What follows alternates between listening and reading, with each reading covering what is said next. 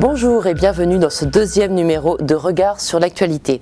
Notre rendez-vous hebdomadaire durant lequel le directeur de l'Humanité nous livre ses réactions et ses analyses face à plusieurs sujets marquants de la semaine. Bonjour Patrick Le Yarrick. Bonjour. Alors on commence tout de suite avec un chiffre, 80 milliards d'euros. C'est pour la France le montant que représente l'évitement fiscal, soit quand même l'équivalent du déficit public de 2015. On écoute le sénateur Éric Bocquet, co-auteur du livre Sans domicile fisc, qui nous en explique les conséquences sociales. On nous explique de partout, depuis des années, qu'il n'y a plus d'argent pour les grands besoins de la société, le logement, l'éducation, la santé, etc. Et on impose l'austérité à tous les États du monde. En Europe, on voit ce qu'il advient de la Grèce, du Portugal, de l'Espagne. L'austérité chez nous. Les collectivités qui ne sont plus en capacité d'assumer les missions pour lesquelles les gens les ont élus. On nous prend des milliards parce que nous serions responsables de l'endettement. C'est un scandale, c'est un mensonge, parce que de l'autre côté du mur, il y a tout ce monde de l'offshore, où les milliards se placent et se déplacent en fonction de leurs intérêts égoïstes, au détriment de l'intérêt général. Donc c'est un enjeu fondamental. Moi je pense qu'il doit être au cœur de la prochaine campagne des présidentielles législatives. Si on ne s'attaque pas à ça, on ne va rien régler. Alors Patrick Le Yarrick, est-ce que vous pensez, comme ce sénateur communiste du Nord, que cette question de l'évasion fiscale n'est pas assez présente dans le débat politique ? Non, elle commence à être présente, mais effectivement, il a raison, elle est insuffisamment présente.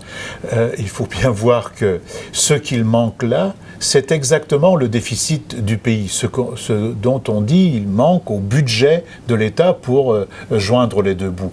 C'est la moitié de ce qu'on consacre aux dépenses d'éducation. C'est plus que le budget qui est consacré à l'emploi et à la formation. Donc, si cet argent-là était rapatrié, on pourrait faire évidemment bien plus de choses au service de chacune et de chacun, soit pour l'éducation, soit pour l'emploi, soit, comme il dit, pour les collectivités locales. À l'échelle de l'Union européenne, on nous dit on ne peut pas faire de choses en commun, on n'a pas d'argent. Le budget européen, il est minuscule. Mais il y a 1000 milliards d'euros chaque année qui s'en vont dans les paradis fiscaux. Donc, si on voulait légiférer, c'est-à-dire faire une loi de justice fiscale, d'abord dans notre pays, mais faire une harmonisation fiscale à l'échelle européenne et reprendre la proposition que font nos deux amis Éric et Alain Bocquet, de faire une sorte de conférence contre l'évasion fiscale et pour la justice fiscale, eh bien on aurait fait un pas considérable vers le bien-être humain.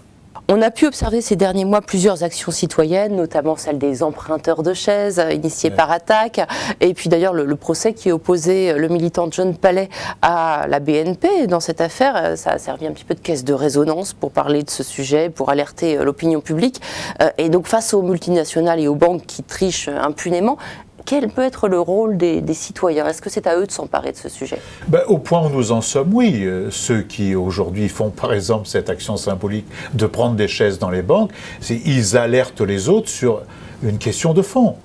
Les banques elles-mêmes, elles ont des paradis, des filiales qui leur permettent de s'extraire de la loi commune, qui se permettent de s'extraire de l'imposition et de leur mission en vérité. Sans compter, j'ajoute quand même, que de plus en plus, alors que c'est nous qui déposons notre argent dans la banque qui elle-même fait fructifier l'argent de différentes façons, maintenant elle nous prend de plus en plus d'argent sur l'argent qu'on lui donne, en gestion de compte, en gestion, en taxation des opérations que nous faisons. Donc oui, les citoyens ont raison. Pourquoi ? Parce qu'on voit bien que les gouvernements successifs et l'actuel président de la République avaient proposé un certain nombre de choses. On n'a presque rien fait. Même la loi de division bancaire en mettant de côté les banques de dépôt et les banques d'investissement, elle n'a quasiment aucun effet. Et la législation européenne, nous avons du mal aujourd'hui à avoir une législation européenne qui permettrait aujourd'hui d'harmoniser ça. Donc oui, les citoyens ont raison, nous sommes de leur côté. Alors Patrick Le Yarrick, nous vous proposons maintenant de visionner un extrait du film de Gilles Perret, La Sociale, qui rencontre actuellement un grand succès dans les salles de cinéma. Je préfère les fonds de pension au régime avec des trous sans fond. Je préfère la capitalisation à la répartition. Fondamentalement, ce qu'il nous dit là, c'est ce qu'on entendait déjà à la fin du 19e siècle, mais effectivement, après, je dirais, 30 ans, 40 ans de progrès social, continue, effectivement, il peut paraître moderne ou nouveau de revenir en arrière. Voilà. C'est-à-dire que ce qui est moderne, c'est de réactiver le vieux fonds libéral contre la solidarité et la sécurité sociale.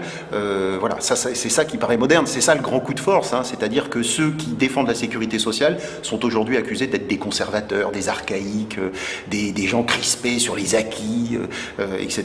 Et eux ont réussi à s'incarner, ce projet réactionnaire a réussi à s'incarner comme un projet de mouvement, de progrès. C'est ça, c'est-à-dire de déguiser le grand bond en arrière comme un grand bond en avant. Donc ça, c'est ça qui est assez fascinant. On fait croire aux gens qu'on ne peut pas augmenter les budgets de la sécurité sociale. Ou...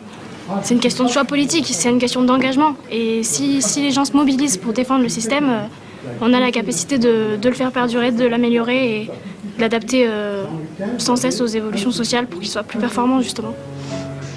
Alors ce film dont on vient de voir un extrait réhabilite à la fois la sécurité sociale et aussi son véritable fondateur, Ambroise Croizat. Et on comprend notamment qu'il s'agit d'un système équitable et paradoxalement moins coûteux que les assurances complémentaires. Alors aujourd'hui, face à ceux qui veulent démanteler la Sécu, qu'on a vu dans l'extrait, d'autres parlent d'en faire une sorte de guichet unique et public à travers l'assurance maladie universelle. Et qu'est-ce que vous pensez de ces idées-là qui font jour ? Il y a beaucoup d'idées en fait qui cherchent à cacher des objectifs qui n'ont rien à voir avec le progrès social, qui n'ont rien à voir avec l'élargissement nécessaire de la sécurité sociale. Parce que, s'agissant du financement, par exemple, on ne dit pas, par exemple, qu'il y a des catégories qui ne participent pas du tout au financement commun. Par exemple, les actifs financiers des entreprises. On ne dit pas, par exemple, que les entreprises les plus importantes, souvent, elles doivent beaucoup d'argent à la sécurité sociale. Donc, l'argument selon lequel c'est difficile aujourd'hui à gérer, à équilibrer les comptes, c'est un argument totalement fallacieux. Si tout le monde participait au prorata de ce qu'il doit au bien commun, à la collectivité, nous n'aurions pas les problèmes que nous connaissons aujourd'hui. Donc il faut aller vers une sécurité sociale qui soit universelle, une sécurité sociale qui revienne sur tout ce qui a été enlevé ces dernières années.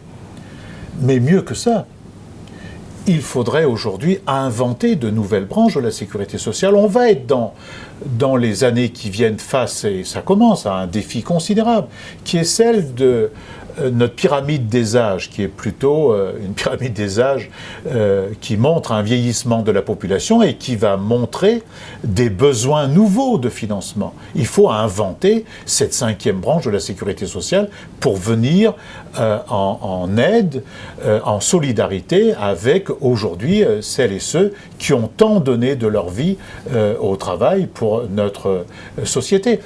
De même, de plus en plus se pose la question des problèmes de sécurité sanitaire liés à l'environnement. On voit bien que ce qui s'est passé ces 30 dernières années commence à avoir des conséquences sur aujourd'hui la santé des individus. Donc il faut penser à tout cela. Et donc ce n'est pas réduire qu'il faut, c'est élargir, et ce n'est pas non plus privatiser, comme le dit M. Kessler, en le donnant à des fonds de pension, parce que ça, on privatise toujours dans notre société les profits, mais quand il s'agit de la solidarité, il n'y a plus personne, en tout cas ceux qui en ont beaucoup, ils ne veulent pas partager avec les autres. Donc oui, il faut défendre notre système de sécurité sociale.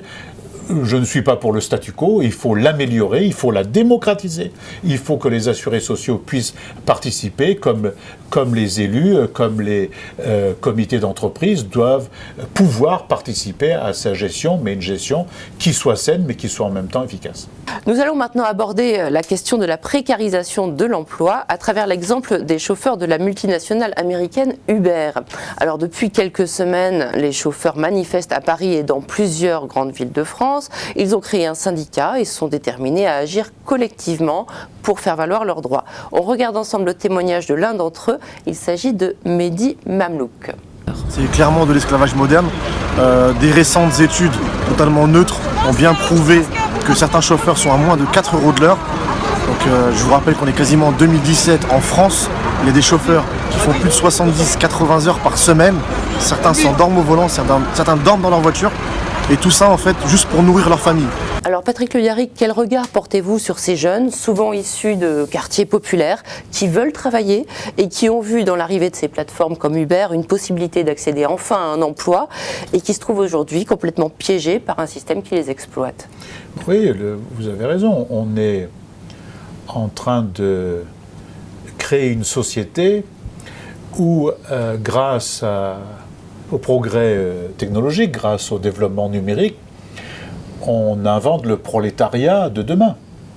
Parce que on s'appuie précisément sur la situation de difficulté, de misère, d'exclusion qui existe dans les quartiers populaires pour dire à ces jeunes: mais nous avons une solution pour vous, vous allez devenir prétendument votre propre patron, vous allez être bien habillé, vous allez prendre des gens que vous allez déplacer d'un point à l'autre, et au bout du compte, ils n'ont évidemment plus droit à aucune des prestations sociales qui existaient auparavant, ils n'ont pas le temps de se former pour d'autres métiers, et ils sont dans un piège.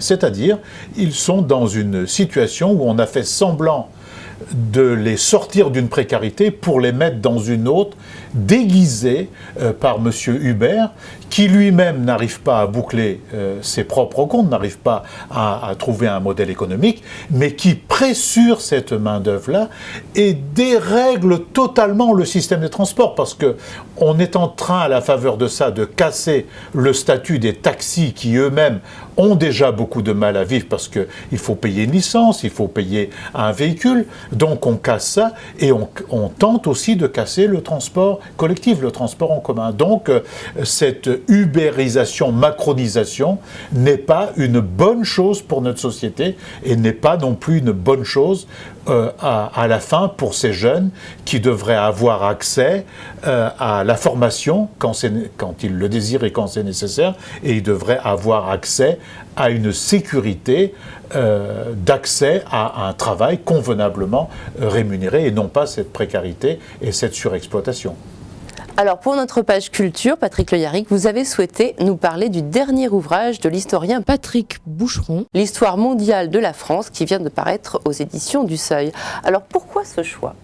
C'est une œuvre monumentale, 800 pages, 122 historiens qui ont travaillé autour de cela, et ils parlent de notre histoire, mais non pas seulement à partir de l'intérieur de nos frontières, à partir d'une géographie telle qu'on pourrait se l'imaginer, telle qu'on se l'imagine souvent.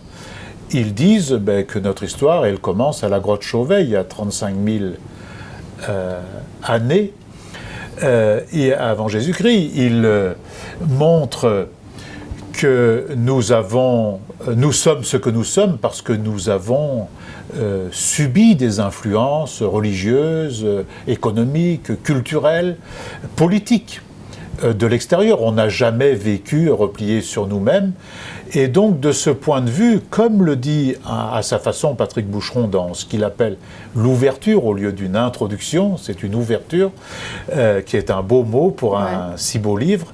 Dès lors que on étudie cela de cette manière-là, on voit bien que les débats qui ont eu lieu ces derniers temps en instrumentalisant notre histoire, en faisant démarrer notre histoire à Alésia, à Clovis et à je ne sais qui encore, aux Gaulois, comme on a entendu il y a quelque temps, il s'agit aujourd'hui d'autre chose, il s'agit de quelque chose de bien plus riche, de bien plus divers, de bien plus contradictoire aussi parfois, qui font ce que nous sommes et qui nous permettrait d'envisager autrement notre avenir, c'est-à-dire non pas un avenir qui nous conduirait à nous replier sur nous-mêmes, mais qui, dans la filiation de nos ancêtres, de tous ceux qui nous ont précédés, de tous ceux qui ont construit ce que nous sommes nous-mêmes, de ce qu'est notre pays, qui a toujours été ouvert malgré ceux qui racontent le contraire, eh bien ça nous permet de tendre la main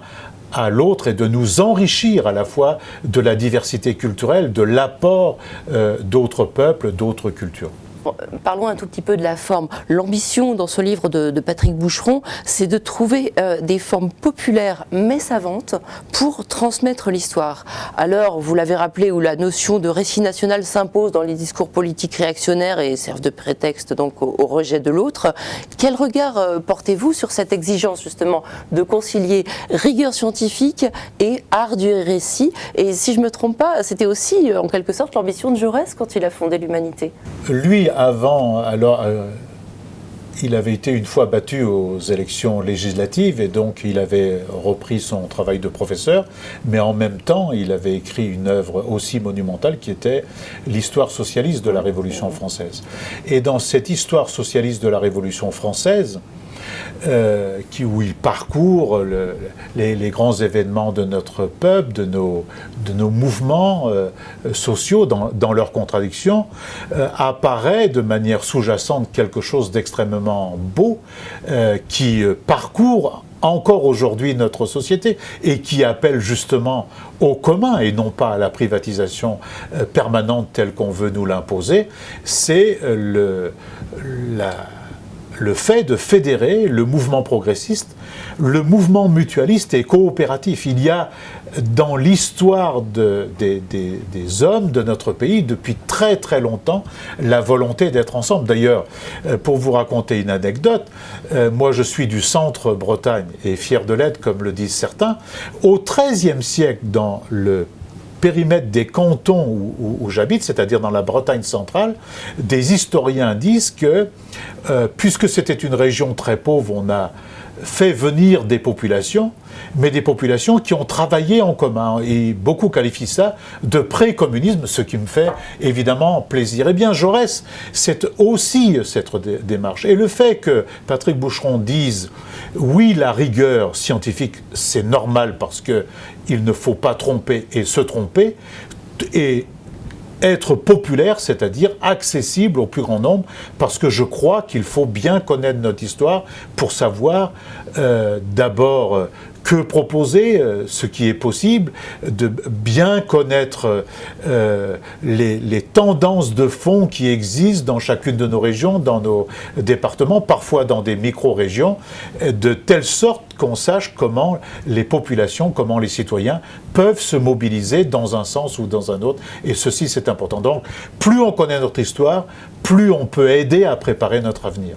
Alors on termine cette émission, Patrick Le Yarrick, avec l'homme de la semaine. Il s'agit de Thomas Pesquet. Ce jeune astronaute français a passé 6 heures dans le vide sidéral vendredi dernier lors de sa première sortie hors de la Station spatiale internationale.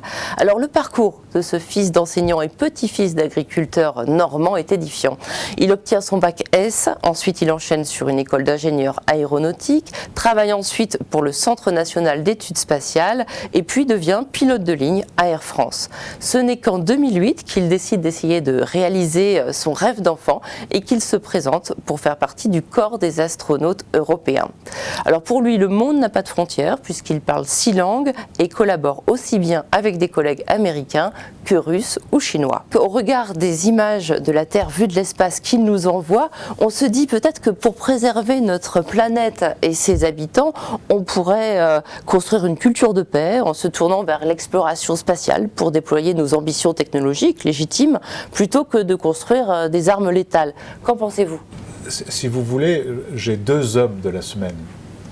Vous comprendrez bien pourquoi. Armel Lecléache, qui vient de réussir le tour du monde en battant un record, et celui qui lui répond, Thomas Pesquet. Vous avez dit son parcours. Quand on regarde ce parcours-là, c'est un message puissant contre le déclinisme à la française, contre le fait que dans notre pays, il n'y aurait plus de gens capables de se surpasser, capables d'aller faire des choses. Maintenant, pour venir précisément à la question, oui, je ne pense pas que ce soit inutile. D'abord, il nous emmène des beaux messages de paix, des messages d'unité, puisque je l'ai entendu dire une fois que quand il regardait de son vaisseau la Terre, on ne voyait ni les frontières, ni les guerres, ni les haines. Il n'y a rien de plus beau que ce message-là. C'est un message extrêmement fort et qui est un message politique en lui-même, dont on devrait, chacune et chacun d'entre nous, se souvenir pour bâtir ensemble notre futur. Bâtir ici, mais par-delà nos frontières, entre tous les peuples, faire ce monde commun auquel nous aspirons. Et c'est utile, toutes ces recherches sont utiles pour mieux nous connaître, et le fait qu'on regarde la Terre, on découvre aussi les problèmes auxquels elle est confrontée, c'est-à-dire cette fonte des glaciers, c'est-à-dire ces pollutions qui commencent à se voir, ces côtes qui reculent sans cesse et qui prennent sur les terres, voire sur les maisons. Et de ce point de vue, c'est utile si c'est une prise de conscience supplémentaire, et mieux vaudrait ne pas augmenter les budgets militaires et se relancer dans la course aux armements comme cela est en train d'affleurer d'un peu partout, avec beaucoup de violence d'ailleurs et beaucoup de froideur, mettre cet argent qu'on ne devrait pas dépenser dans le surarmement, on devrait le mettre dans la recherche spatiale, dans la recherche tout court, pour se préserver notre belle planète et pour faire monde commun, c'est-à-dire mieux vaut dépenser de l'argent pour faire que nous puissions vivre ensemble, qu'on connaisse chacune et chacun le mieux-être permanent avec des progrès de la médecine possibles et mieux nous connaître nous-mêmes au lieu de les mettre dans des œuvres de destruction, ce serait bien plus efficace. Patrick Lédiaric, merci beaucoup. Merci. À très bientôt pour un nouveau numéro de Regard sur l'actualité.